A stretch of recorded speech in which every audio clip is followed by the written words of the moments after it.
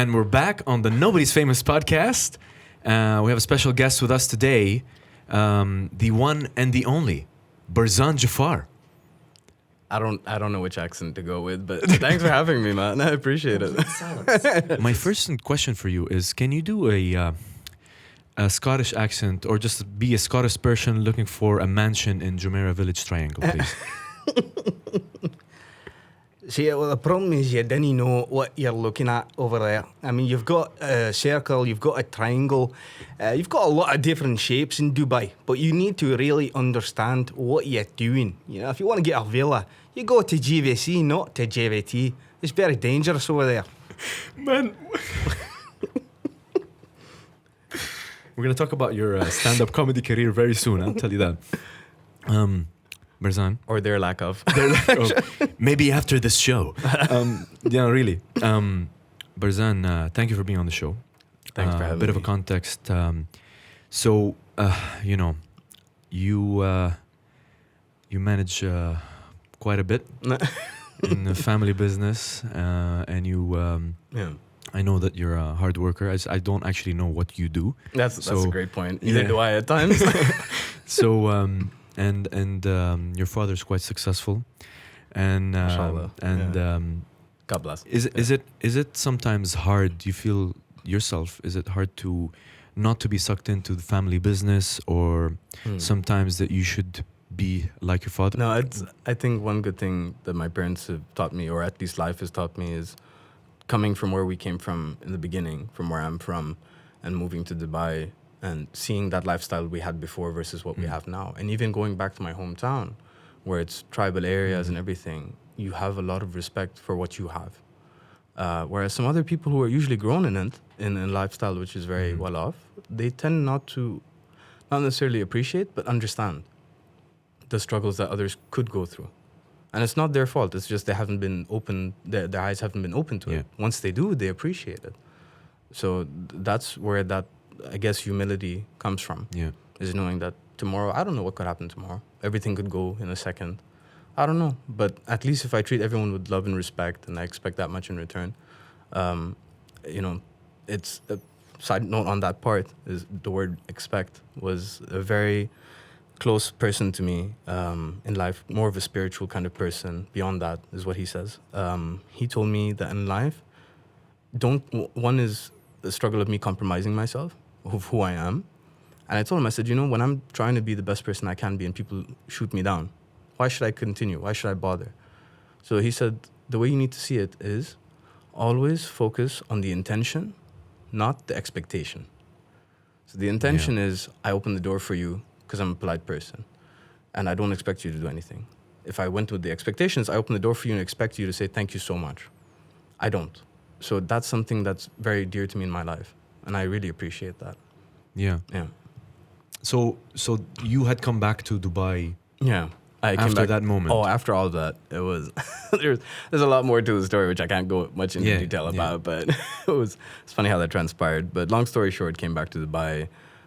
Tried turning my life around. I even told my parents, I said, you just wait and see what I'm going to do. I'm going to build myself up. I'm going to change who I was previously. And they were like, sure, good luck with that. Let's see. And they did. And alhamdulillah, I'm at a different point in life. I'm still 0.01% of where I want to be in life. But I see that as an amazing thing because I have 99.99% to grow. You know what I mean? So that's something I always want to continue doing until my dying day, basically. Yeah. Yeah. And you said that you lost weight as well. Yeah. Well, and now everyone knows you're fat. So I gained. So I went to the States. I was about 76, 78 kilos. Came back. I was 108 kilos. Wow. Yeah. And it's 30. Oh yeah. Only. But you know, I was challenging myself and get back to Dubai, and just ended up like I've been fluctuating ever since. I'm around 96 kilos right now, which is not bad compared to 108. Yeah. But definitely need to go down, and working on that as we speak. And a lot of other interesting things happened along the way as well regarding my own health, which I thought was hilarious. I just got diagnosed with nothing crazy, ADHD. Okay. No, because when you say I just got diagnosed, no. Maybe no start pressure. with I have a. Yeah, I have I got ADHD. diagnosed with. Oh I my mean, god! like that was the. Let's turn off the camera. Stop the show again, please. So the funny thing for me was I was trying to figure out, why am I not consistent with a few things in my life? And my mom was like, well, why don't you check for ADD? I'm like, haha, very funny. I've heard of it. I didn't know what it was exactly. I just thought it was a psychological thing.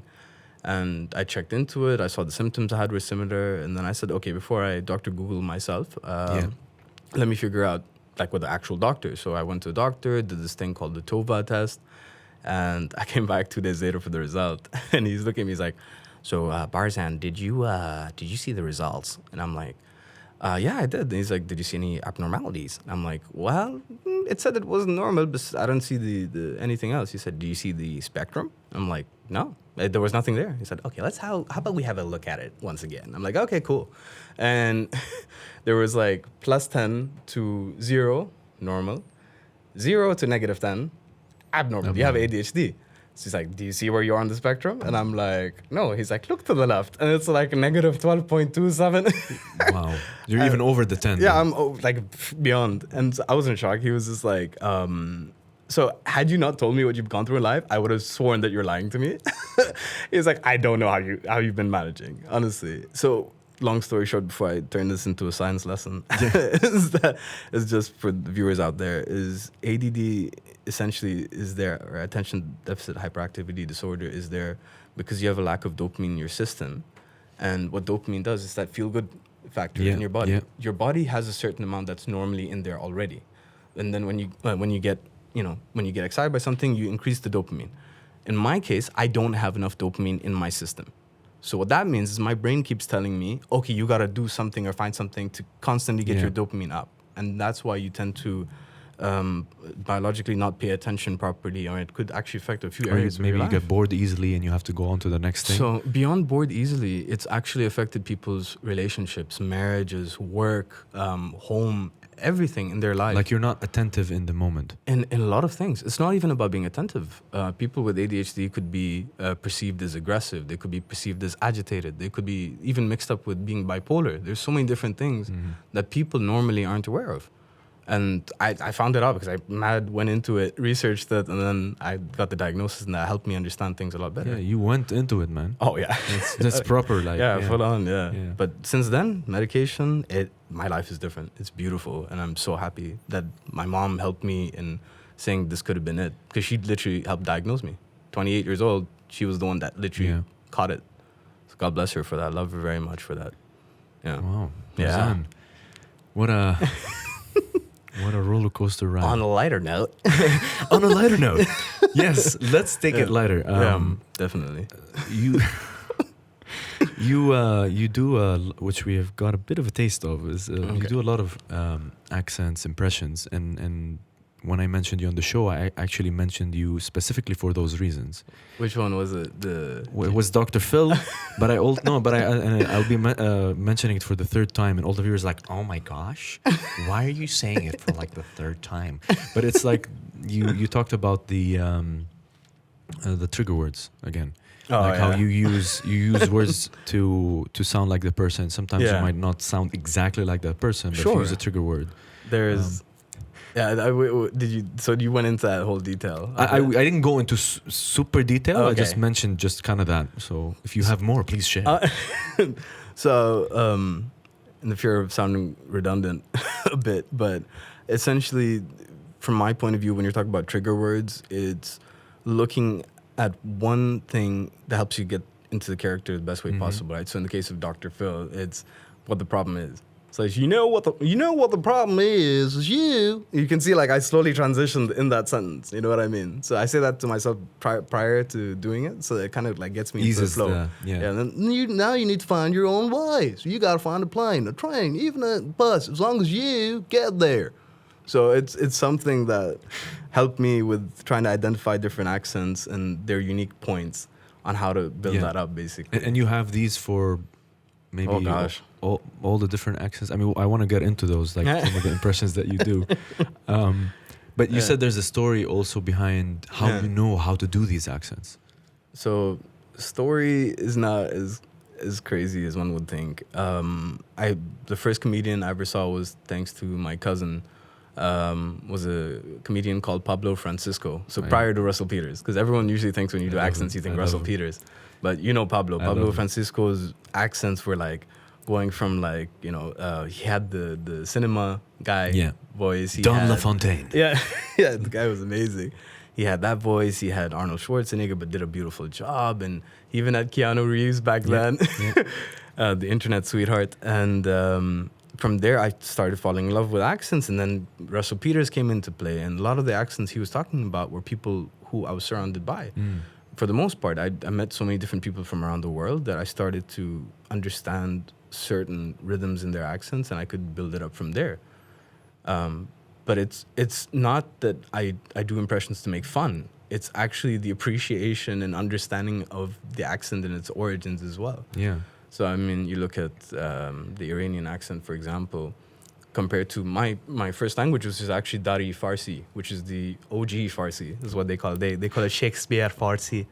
OG Farsi. OG Farsi, because so prior to the let's Shah, put a millennial word next to something traditional. Yeah, legit, man. I gotta mix that up, right? So basically, prior to the Shah of Iran, who was very influenced by the French, it was more rigid. It was kind of like ours, which was kind of like Chihalaran, Chihabar, Chikar Mekun, Kujarafteran. It sounds more rigid. Yeah. But as the Shah came in, you even noticed French words that were added on into there. So when they're saying tashakur, they say tashakur merci. So but it's become more flamboyant, by the way. Man, Alex, this guy's a linguist. I know, man. By the way, it's like don't sell me short, man. Jay-Z ain't my only friend, you know what I'm saying? It's like this mental health, language, entrepreneurship. Imagine if I didn't have, if I was without my medication for ADHD, I would never have finished Oh my God, you're on medication now. Hell yeah, dude. What? Yeah, dude. Like, oh my gosh. It's changed my life. Okay. You think I'm hyper now? You should see me without the meds. You should have come without it. Yeah. Surprise. Yeah. So looking at the Iranian Farsi now it's more flamboyant. So when they're talking, it's like "Chi khabar, kujayi, palma bishi, agha jan, what are you doing?" Yeah, it's very sing-songy. Yeah, don't be a stupid. Aren't you retarded? What are you talking about? Whereas it's kind of like, why does it sound like that? And they say the same thing to us. They're like, but why do you sound like you're talking Shakespeare? Who says that though? The Iranians say that to us. Oh, okay. My people. Wow. Low-key, I'm not going to say anything yet. You'll find out at the end of the show. Okay. Or if we make a part 2, then I'll keep it for that. Part 2? Oh my God. So that's the story of the OG Farsi. OG Farsi. Yeah, and Dari Farsi. What about like the Afghanistan Farsi. Okay. Yeah. And what else do you do? You do surprise. But you have also like I say like Mexican. Oh yeah. And you have obviously American is quite one of you have to, if you're doing impressions, you have to have American. Oh, definitely. You do like Mexican, Indian. You do Stewie. Oh my God! Well, and you do the deuce you're talking about. And get over here. There was one of the best ones was my mom. Keep in mind in Dubai and Sharjah and these places, you have a lot of influence from rap culture, right? Yeah. You know where I'm going with this. So she said, don't do certain things. I'm like, okay, fine. But then I got there and I met a lot of people from different cultures, different races, met my black friends. The first time I met them, I said, let's have some fun, because they couldn't figure out where I was from. So I said, yo, man, that sounds silly. They're like, yo, my brother, hold up, man. You sound black. I'm like, yeah, bro, that's because I'm a quarter black. And they're like, for real? And I'm like, let me see how much I can mess with this guy. And I'm like, yeah, man, plus I got that Michael Jackson's disease. And there was like silence for like 3 seconds. He's like dead staring me like, yo, I feel you, man. Jamal, check on this white brother. And I'm like, and I told him like, nah, bro, I'm messing with you. I'm from Pakistan. And he goes, oh, cool, man. That's next to Israel, right? I'm like, nah, bro, that's Palestine, man. He's like, whatever, man. I love hummus. Wow. I'm like, me too, bro, but that's not the point. Wow. Yeah, no, but it was great, though. Like, it happened to a lot of my friends when I first met them. I would get bored and I just mess around with different accents. There was one friend of mine in Spanish class, Baggy, shout out to you if you ever see this. The first time we met, we were in Spanish class. She's Indian, but based in Jersey, full on. And basically, 3-4 classes in, I look at everyone. No one wants to talk to me for some reason. I couldn't figure it out. I found out afterwards. It was a funnier one. But point is that next to me, I see her. So I spoke to her in Hindi, and I asked her, hey, do we have homework today? When I Full said Hindi. Full Hindi. Yeah. I'm like, homework hai aaj? Like, it's like basic. It's not even like Shakespeare level stuff. It's just, do we have homework? And she looks at me, and she's like, you're talking to me? And I'm like, yeah. He's like, what did you just say? And I said the same thing again. She's like, how you speak Hindi? Like, she got defensive. Yeah. Like, how you speak Hindi? I'm like, because I'm from Pakistan. And she's like, no, you're not. And I'm like, no, yes, I am. She's like, no, you're not. And I'm like, I think I would know where I'm from. And yeah, and then we became like mad tight after that. Bless her and her family, man. Shout out to you guys. Yeah, there was always a funny situation that would happen. I had a interesting. I've dealt with racism in different parts of the world. I don't know how much I can get into this, but it's all funny. Please don't. The funny part is, in all of those instances, there was a way to find the humor in it. Yes. So I've never been offended by racism, especially because it's been at me, from like my own country to other countries I've lived in to other countries I've visited. And maybe that's for another time, but in all those situations. Or never. In all of those situations, I was never offended. I would just find the humor, and that helped me understand the world better. Yeah. And I was able to actually converse with some of those guys and get them out of that mindset where they were just stuck on one fixated aspect of what it means to be a Pakistani or whatever it is, that you guys have done this or you guys have caused us this problem or that problem. And it worked out. So there's a way around it. It's just about having the patience to explain and not try and defend. Yeah, or box someone in, compartmentalize. Absolutely. But from our side, the ones that are being accused of something that we've never done, it's us trying to have the patience to explain it to someone who's coming from a place where they're very hurt. And that does take time, but for the most part, it tends to yield good results. Yeah. At least in my experience. It's a very good view, mate. And that's how you... we'll get into that, the stand-up comedy part. But I want to challenge you before we go on to the next. I want to challenge you with some of your accents. So I want to tell you maybe a scenario, and please act it out with the required accent. Oh gosh. Okay. So I want you to. So Jay-Z stuck in traffic, and he's at Barsha, and he's trying to go to. He's trying to go to DIFC, and he's trying to get a fat burger on the way. I'm ordering fat burger on the way from Barsha to the DIFC. Oh man, okay. That's a good one. Okay, give me a second. I was so descriptive right now.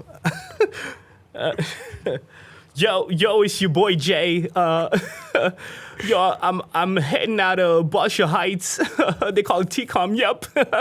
And we going to DIFC. We got an apartment over there up in River Island. Yep.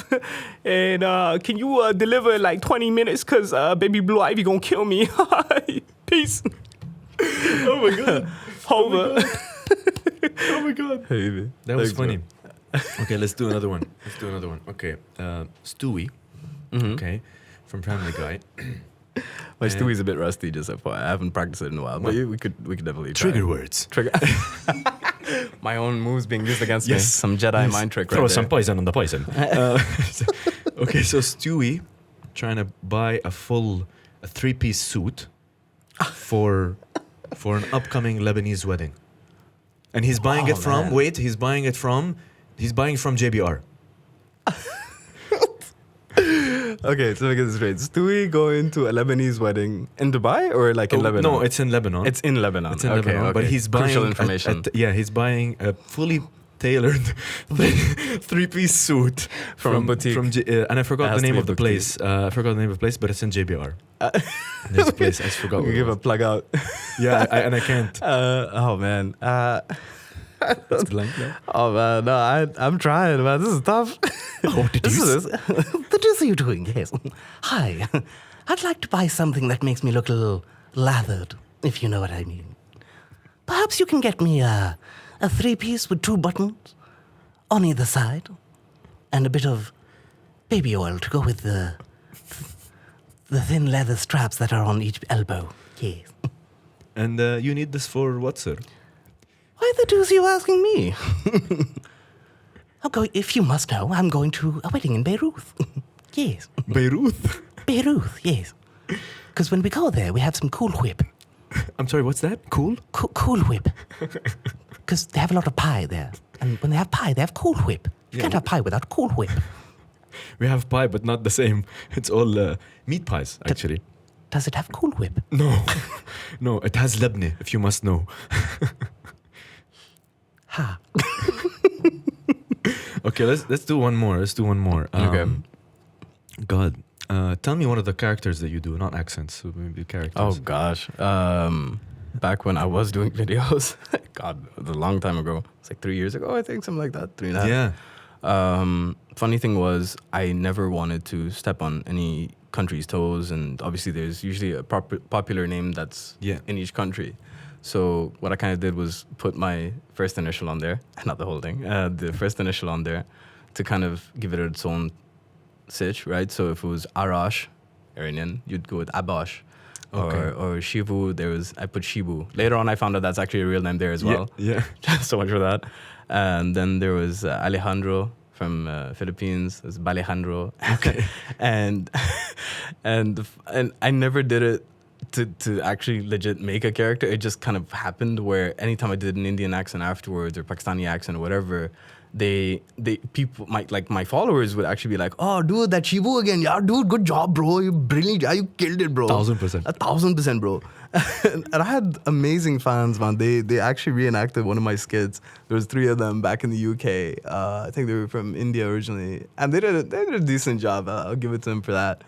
But that's the thing I appreciated, is that there are a lot of good sports out there. There are some people who will get offended, and it's genuinely not from a place of me coming at them. It's just they personally feel that some people can construe that as offensive. Yeah. You know what I mean? Yeah. And it's normally the case. And you'll never have 100% of an audience loving your work. It's impossible. Yeah, no way. Even if you're you Kevin can't Hart. please everyone. Yeah, 100%, man. So from my side, coming back to your question again, which one was it? Just do one more. Do one more If there's accent. any character that you know, and then you can I can tell you the scenario before. The scenario. You could do Filipino accent. You can do the Philippines accent. Manny Indian Pacquiao. accent. Go with Manny Pacquiao. Oh, Manny Pacquiao. Sure, why not? Okay. I don't know his full-on accent, but I can do it. Well, Yeah. okay. Well, okay. I mean, I could tell you a funny story. Yeah, go ahead. There's a friend of mine. Shout out to you, Alvin. Love you, man. He's one of our guys in our family business, and I love this guy because, mashallah, he's such a smart guy. But the funny thing in him being so smart is that he cannot say something simply. It's always very well articulated, to the point where it's like above my IQ. You know what I mean? So one day he came up to me and he was like, "Barzan, I wanted to come here to congratulate you on the consummation of your birth." And I said, "Alvin, are you trying to say happy birthday?" He said, "Affirmative, yes." I love the guy, man. The guy's brilliant. He's a good sport. He knows I'm never coming from a hard place. Yeah. That's awesome, man. Oh, That's dude, definitely. Awesome. Earlier you mentioned about philanthropy. Yeah. Tell us a little bit about that. Where is it directed to? Okay. Yeah. So it's a long story, but the long story short is it all started with my father, who, God bless, when he had nothing, would give blood because that's all he could give. He started building up a network, so he helped hospitals get locations in tribal areas where you couldn't get those spots. It was impossible unless you knew someone. Then from there, he went out into the world where he was invited into organizations like the GPC, the Global Philanthropist Circle, which houses some of the most well-respected families in the world. From there, he ended up focusing on modern-day slavery with a friend of his who started the Waqf Foundation. And they essentially got religious leaders of the world to come together and fight against modern-day slavery. Everyone laughed. They're like, "Good luck. They don't agree on anything. How are they going to all come together?" SubhanAllah, they all met at the Vatican alongside the Pope. They all signed from every faith around the world. Following that was when the Pope The current Pope had actually traveled to the United Nations in New York a few years back to give his speech. One of the points that he had mentioned, there were three. One was about environmental degradation. The other one was about modern-day slavery. And the third one, I can't quite remember. But because of that speech, the United Nations at that point was making something called the Sustainable Development Goals, SDGs. There's 17 of them. From there, goal number 8, inside of it, there's 10 points. Goal 8.7 was a result of the Pope coming and speaking, which is 8.7 is about ending modern-day slavery through transparency in supply chains. So after my father saw this goal in the points, he said, my God, this goal is everything I've been focused on for most of my life, and this is what I want to achieve. So he said, instead of me trying to reinvent the wheel, I'm going to take on goal 8, which is essentially sustainable economic, sustainable economic development, essentially. Sustainable economic growth. And he created an organization called the Global Sustainability Network, what we call GSN. And I was alongside him, my colleague Miguel, who's now heading the entire organization. God bless him, he's phenomenal. For about 4 years now. We are over 1,100 members who are all leaders and innovators from around the world who come from business, government, community, media, faith, academia, you name it, all to focus on achieving goal number 8 in its entirety. And we've met the most amazing people. Our platform, that we're not essentially a charity, we're more of a platform that brings these leaders together to do something good. And in all of that, we've had amazing stories. Like one of our members, Vineet Mehra, I think he was working with Kailash Satyarthi, who is a Nobel Prize winner back in 2014, the same year as Malala. So So he's been freeing slaves in India for, I think, God knows how many years now. It's probably 80,000 slaves or something like that. Mashallah, he's amazing. Those two collaborated together on our platform. They created a beta testing version of this app, which uses facial recognition technology on smartphones to detect child slaves. Within their testing alone, I think it was 2,000 or 3,000 minimum children or slaves were identified and freed because of the beta test of that app. That's just one example of the power of what we have as a platform. You have Quincy Jones, God bless everyone knows him, who worked alongside one of our other members, Tony Sheena, and they collaborated with CNN under a gentleman called Leif Corliam, who heads the Freedom Project for CNN. And they did a whole campaign where they got cinematographers around the world to make videos about abuse, about slavery in their own city or country. Yeah.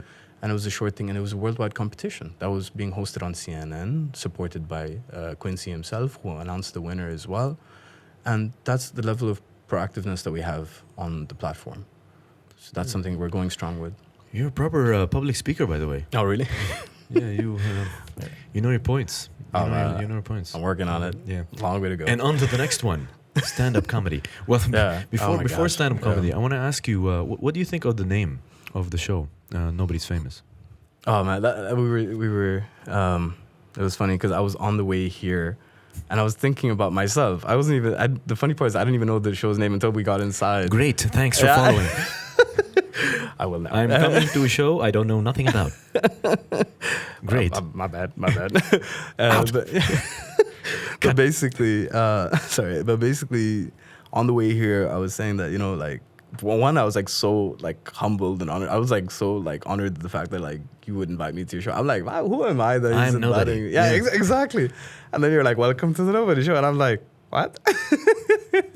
Nobody's Famous. And I was like, that's genius. That's in my mind. I'm like, okay, I'm not your Tony Robbins or your Bill Gates of the world, but from what I've understood a bit in life and where I'm headed in, I appreciate that there's a platform where I could kind of voice certain things that I've understood in life that I feel some other people may actually appreciate or understand that they're going through as well, which is why I was kind of being open about some of the things I have, because I can imagine they had struggles with understanding what they're going through, or maybe they didn't even realize they had it, or understanding that it's not only a psychological thing, or going through a lot in your life and then kind of saying, why me?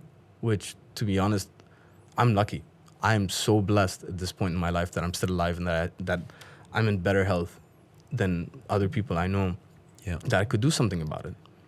So yeah, just try to find the light in every situation, because that'll always help you grow better. Yeah. Thank you, Barzan. Oh, It's wise words. you're welcome. Wise words. Anytime, bud.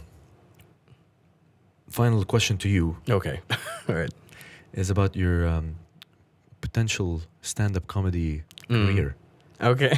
Is that something that can be a potential, can actually become reality? If you ask if my mom was here right now, she'd be like yelling, because she's like, "Why are you not doing this right now? Leave everything, do this full time." She wants you I to. love her, and she wants you to do that. Oh yeah, but the funny thing is, it's not even like from a motherly place where like your mom always supports you. No. If I look bad, my mom's be like, "Yeah, you got a little too fat, didn't you, buddy?" And I'm like, "Really, mom? Come on, I thought you loved me." It's like she's like, "Nah." She's like, "Nah, fatty, lose some weight." I'm like, "All right, cool, mom, love you." but that's why I love her, because she's real. So like she told me, she's like, "You are literally wasting your talent right now." I've had friends, who've said the same, family who've said the same, and I want to get back, but you know how it is when you're working on one thing and you're dedicating so much time and effort to it, to try and do your passion. Risk. Take a risk. Exactly. You literally have to go out on a limb to do it. And logically speaking, I should try, but trying to find the time is the hardest thing, and that's something I need to fix. I would love to. I did stand up before, 800 people. You did? Yeah, I did stand up for 800 people. Then I got an award for it. God knows, like 10 years ago. Yeah. And then I did another 500 with the same act, 5 minutes. It wasn't that long, but I had already gotten a taste of it. It was the most amazing experience of my life. I felt like I won the World Cup. Single-handedly won the World Cup. So you have no issues being on stage? Well, it turns out I don't. Like, I found out in that situation. It was the first time that I'd ever gone up on stage by myself. There's nothing left to do, man. Just write material. Well, the one thing I keep hearing about famous comedians is the best thing you can do in your life as a comedian is to bomb, is to literally fail. At a stand-up gig, which I haven't had, which scares me even more, because now it's like I got the best reactions I could. It can't usually get better from there, even though my material's matured. My jokes are completely different 3 years ago than they were than they are today. Imagine 10 years ago. So I'm going in the right direction. I've gotten awards for not only stand-up comedy, but for I've done these cross-college competitions where the previous year to me coming in, their team unfortunately didn't do so well. They were supposed to be a comedy skit, but it turned out that everyone thought they were a drama, was how bad it was. And me coming in and some of the other guys coming in, they were amazing talents. We got first place out of I think it was 10, 15 colleges. And then on top of that, I got blessed to get first place as best actor, which I was shocked by. And it's a combination of Stewie Griffin and Mr. Burns from Family Guy, from Simpsons. Sorry, you're like an onion, man. Yeah. Every layer I peel is something new and more stinky. It's just eye-watering, man. I don't know what to say. It's like a linguist. Gosh darn it. Public speaker, we found out now. Stand-up comedian, mental health expert, and what else? What are you not, Barzan? Famous? Not famous? Not famous. There we go. Okay. Before we end this, do you have a question for me? What's your last name? No, I'm kidding. I know your last name. I thought he was looking at the time. When am I going to leave? Literally, my better half was just calling me right now. My God. That was like perfect timing. Oh my God. You just said N, and she's like, "Hey, where you at?" I was like, "Love you, baby." Soon to be wife. Congrats. Man, question for you, bro. Oh man, I got 1 million. Which one do I start with? 1 million? Yeah. Wow. Because I would love hanging out with you the little time that we usually get, but I want to see you more. But I think you're mainly in Abu Dhabi for the most part. That's the thing. Oh man, what would you say is your purpose in life? Because there's a follow-up from my side. I could either say that to you now on why I'm asking it, or I could let you answer and then tell you why I asked that question. It's up to you. I can answer. Okay. And always the guests like to give me tough questions. Just got asked to sing. You're kidding. Genius. For last episode. Now this one is oh god. My purpose in life. I mean, I actually did not know what my purpose was for a long time, for most of my 20s, and then it was quite defeating to not know, because I had I had this idea that I'd work in an NGO, and then I had this idea that I want to work in producing video games, which I still do. And then I wanted to work in entertainment. But then when I was in entertainment, I found out that I said this many times, but I realized like people were telling me about how good I was in voiceover, and that I should really pursue this. But I think that my purpose is not just that. My purpose is I like to see, I enjoy it when people laugh when I do, for example, my my voiceover stuff, anything like that. But I feel my purpose is, gosh, it's a hard question. Maybe I can give you some reference into it, because this is exactly the funny thing. When I got asked this, it was a very funny situation that happened.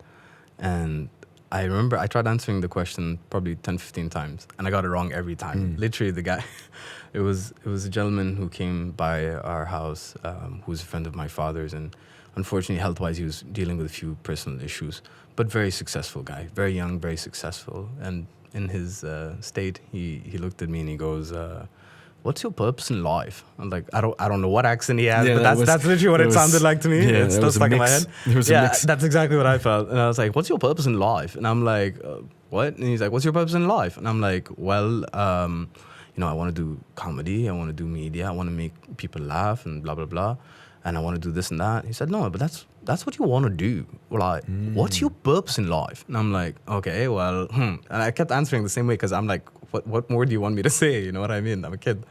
And 15 times into it, we're sitting at the dinner table. We were sitting at the dinner table. He wouldn't let it go. On the 15th time, around that time, he kept on saying it. I looked at him, frustrated. My father's right across me. He's on my left. And he said it one last time. And I looked at him. I said, "To build a legacy." I didn't think. I just said it. Yeah. But I said it very aggressively. And I'm like, "Oh my God, I just yelled at him." And I looked at him, and I look at my dad. My dad's in shock. I look at him. And So something you shout, by the way. Yeah. To build a legacy. Yeah, exactly. Because you're so frustrated, right? And he literally just looks at me with his glass and just goes, "Cheers." And then just had a drink. And it made me think about it, that, building a legacy doesn't mean you have to be famous globally. It means that you're building something whereby you're remembered, right? That memory doesn't have to be by billions of people. It could actually be by one single person. And that's the way I see myself, that anything I do in life, whether it's from work, my passion, my family, my friends, the CEO of a company, to a janitor, to a valet guy, to anyone, I do my best to build a legacy that they remember the good in whatever I could give, with whatever little I have. Yeah. And God bless, I've seen situations that have arisen purely because of that, without, again, the expectation, purely my intention. And so now I'll ask you the same question again. Yeah. You ask me the same question again? Same question again. Just think about that. Because I feel and like I have an answer now. I have an answer now. Yeah? Brilliant. Yeah. Okay, let's hear it. People always talk about how they, and I do this a lot, I compare myself to others, and I see somebody that's, "Oh my God, I should be like that. Maybe I should be like that. I should do more. I should work hard." You realize that the race is only with yourself. It's not with anybody else, because at the end, it's just with yourself. So I think my purpose in life, and here we go, is to be the best person that I can be. So if I'm at 20 years old, and now I'm 30, and now you know my age, I'm better than I was. Yeah, plot twist. I'm older than you think. That I'm basically better than I was when I was 20. When I'm 40, will I be better than I was when I was 30? Okay. Then I feel that I'm fulfilling my purpose. It's amazing. And it has nothing to do with anyone around me. It's brilliant, bro. Perfect. Nailed it. And on that note, I'm out.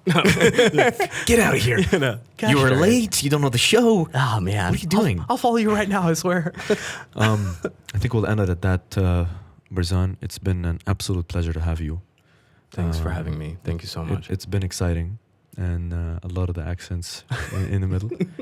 A lot of things that shouldn't have been said. I just say it that way. Thank you so much for being on the show.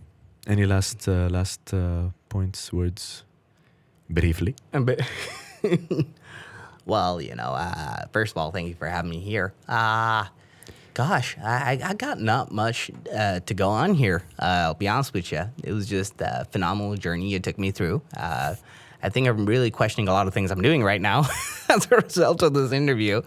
But I do appreciate every second you've been able to give me. Well, great. Thank you so much, Barzan. Hey. And with that, we'll sign off on the Nobody's Famous podcast. You can find us on Stitcher, SoundCloud, Anghami. You can watch us on YouTube. Please don't watch us while driving. Just listen to us, and we'll be with you all the way. Signing off.